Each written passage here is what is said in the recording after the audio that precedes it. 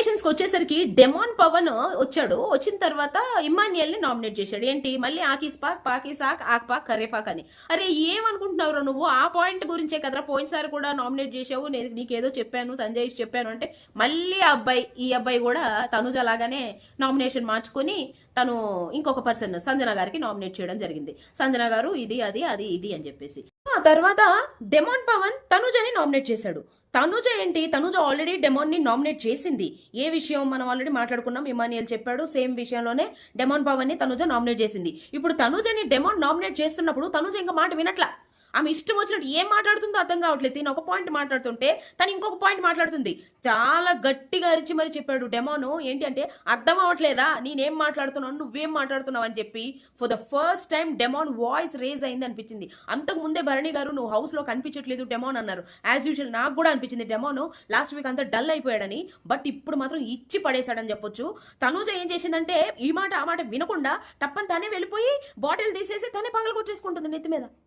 ఇక డెమాన్ ఏం చేశాడు, కెప్టెన్ కళ్యాణ్ ఇక్కడ హైలైట్ అనిపించాడు నాకు. కళ్యాణ్ పగలగొట్టేసింది కదా బ్రో ఎందుకు అంటాడేమో అనుకున్నా కానీ కళ్యాణ్ ఏంటి అనగానే వెళ్ళి పగలగొట్ట అన్నాడు. వెళ్ళేసి తన యాజ్ యూజువల్ ఎందుకంటే నామినేట్ చేసిన వాళ్ళే వెళ్ళి పగలగొట్టాలి కాబట్టి డెమాన్ వెళ్ళేసి పగలగొట్టేశాడు. ఇది వాళ్ళ జరిగిన రచ్చ మామూలుగా లేదు అసలు.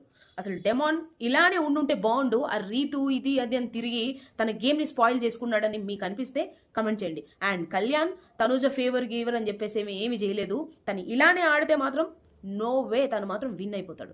గారు ఏమన్నా తక్కువ తిన్నారా అంటే ఆయన వచ్చి డెమాన్ నీకు హెల్త్ బాగాలేదు కదా వెళ్ళి నన్ను రెస్ట్ తీసుకో. ఇదేమన్నా స్కూల్లోంచి వచ్చి రెస్ట్ తీసుకున్నట్టుగా నీకు హెల్త్ బాగాలేదు కదా వెళ్ళి రెస్ట్ తీసుకోవాలంట. నాకైతే నవ్వు వచ్చింది.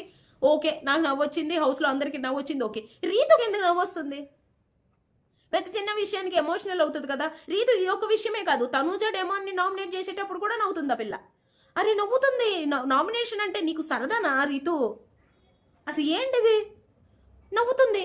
ఆ తర్వాత మళ్ళీ వీళ్ళందరూ నవ్వారు. సుమన్ శెట్టి గారి విషయం అయితే ఆల్మోస్ట్ అందరికీ నవ్వొచ్చింది. ఈవెన్ డెమాన్కి కూడా నవ్వొచ్చింది. ఆయనకి వేరే ఏ పాయింట్ లేక చెప్పాడు. ఆ తర్వాత సంజన గారిని కూడా నామినేట్ చేశాడు, రీతుని కూడా నామినేట్ చేశాడు సేమ్ ఏదో పాయింట్ మీద. బట్ సుమన్ శెట్టి గారు ఈ వీక్ అవుట్ అని నాకు అనిపించేస్తుంది. ఎందుకంటే 2-3 వీక్స్ నుంచి ఆయన లేడు అసలు హౌస్లో. అయితే వీకెండ్లో డాన్స్కి మన భరణి గారి దగ్గర లేదా early morning dance Bharani garu, అది కూడా భరణి గారి ఫన్ వల్ల అతను కూడా డాన్స్ చేసి ఆ క్షణం చూసే కొంతమంది ఆ పాట అయిపోయిన తర్వాత చూసే వాళ్ళు ఉంటే ఆ క్షణం కూడా ఆయనకు అనిపించట్లేదు. సో ఇది అనమాట. ఈ వీక్ మాత్రం నాకు ఇప్పుడే అనిపించేస్తుంది, గట్టి కుడేస్తుంది గంట. ఈ వీక్ సుమన్ శెట్టి గారు ఎలిమినేట్ అయిపోతారని నేను అనుకుంటున్నాను. మరి మీకేమనిపిస్తుందో కాస్త కామెంట్ చేయండి.